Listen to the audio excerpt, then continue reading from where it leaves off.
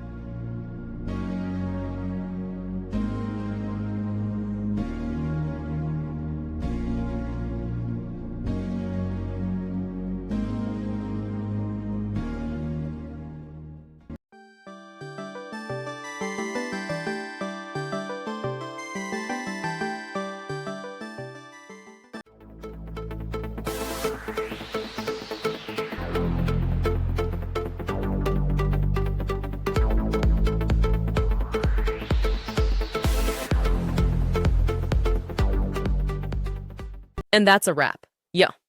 I hope you found the answer you were looking for. If you did, take a second to hit that subscribe button. It really helps out. And let me know in the comments which solution worked best for you. See you next time in the debug zone.